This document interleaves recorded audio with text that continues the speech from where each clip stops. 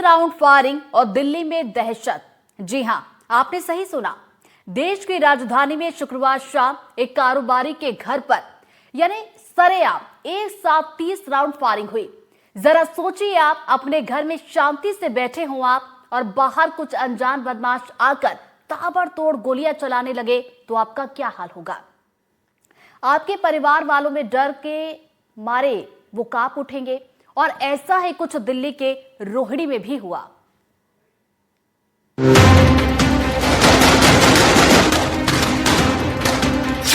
नए साल के दूसरे दिन भी दिल्ली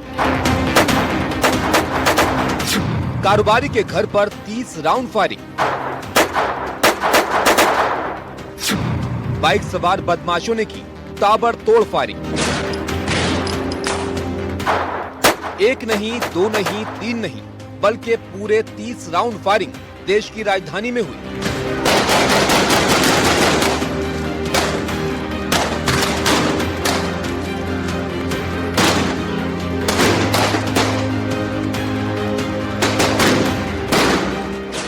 राउंड फायरिंग करने में अच्छा खासा वक्त लगता है, यानी इस दौरान तड़तड़ाकर गोलियां चलती रही।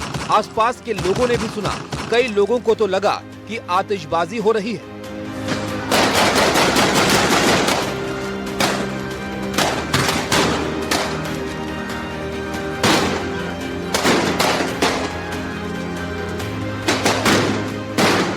ये फायरिंग रोहिणी इलाके में रहने वाले सुरेंद्र गुप्ता नाम के प्रॉपर्टी डीलर के घर पर हुई, जिनको पहले से धमकी मिल रही थी।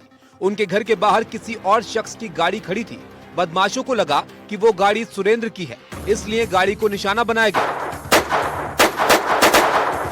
ये घटना शाम करीब 5:30 बजे के आसपास की है, जब बाइक सवार कुछ बदमाश आते हैं और अचानक गाड़ी पर ताबड़तोड़ गोलियां चलाने लगते हैं।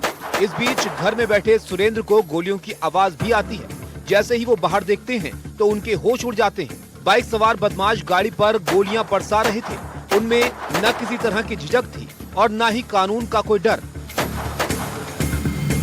पता चला कि यहाँ पे एक बिजनेसमैन है, उनको पहले थ्रेट आया था, जो पहले उन्होंने पुलिस से शेयर नहीं किया था इस घटना के पहले।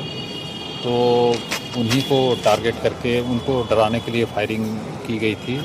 और इस मसले में हमने एक्सटॉर्शन का केस दर्ज कर दिया है, एक्सटॉर्शन और फायरिंग का, और इन्वेस्टिगेट कर रहे हैं। 3 लोग थे। पुलिस को सड़क पर 25 से ज्यादा खाली खोखे मिले हैं, जिन्हें पुलिस ने जब्त कर लिया है। वहीं मौके पर एक नीली टोयोटा इनोवा गाड़ी खड़ी थी, जिसके शीशे पर गोलियों के निशान मिले हैं। एनडीटीवी से बात करते हुए विकास अग्रवाल, जिनकी गाड़ी पर गोलियां लगी, उन्होंने बताया कि बदमाशों का असली निशाना कोई और ही था। आपकी गाड़ी पे फायरिंग हुई या फिर किसी और की जो गाड़ी है उस पे फायरिंग? मेरी गाड़ी पे। आपकी गाड़ी पे जो बदमाश लोग फायरिंग करने यहाँ पर आए थे, वो उनका टारगेट आप थे या फिर कोई और था? सुरेंद्र गुप्ता जी। अच्छा। अपर ग्राउंड वाले। अच्छा। कोई टारगेट नहीं था भाई। उनके बाद धमकी आ रही थी, उनको डराना था। उनको पता नहीं था गाड़ी मेरी है, गाड़ी बाई चांस यहाँ खड़ी थी तो गाड़ी पे फायरिंग करते हैं। अच्छा, कुल कितनी राउंड जो फायरिंग है वो हुई गाड़ी पे? 25 राउंड के आसपास। 25 राउंड के आसपास। गाड़ी पे 10 राउंड हुई, बाकी हवाई फायर हुआ है। गोली चलाने वाले गुर्गे विदेश में बैठे गैंगस्टर हिमांशु भाऊ से जुड़े हैं। कारोबारी से 3 करोड़ की रंगदारी मांगी गई थी। पैसे न देने पर डराने की कोशिश हुई।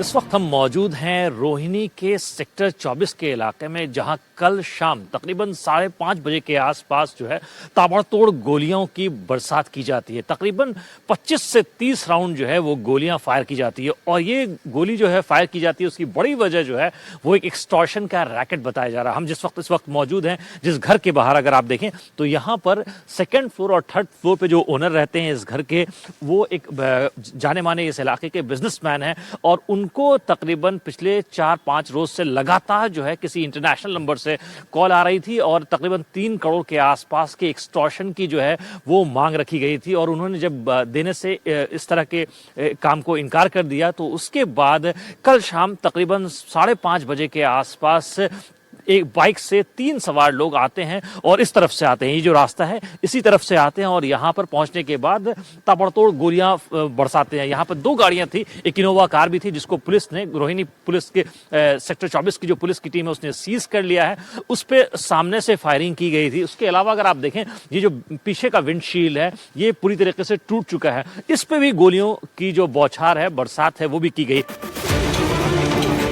घटना के बाद से ही आसपास के लोगों में डर और दहशत का माहौल है, क्योंकि जिस तरीके से सरेआम दिन दहाड़े पूरी कॉलोनी के बीचों बीच इस वारदात को अंजाम दिया गया है, यहाँ पर लोग अपने आप को असुरक्षित महसूस कर रहे हैं। लेकिन एक राहत की बात ये रही कि इस गोलीबारी में कोई भी शख्स घायल नहीं हुआ।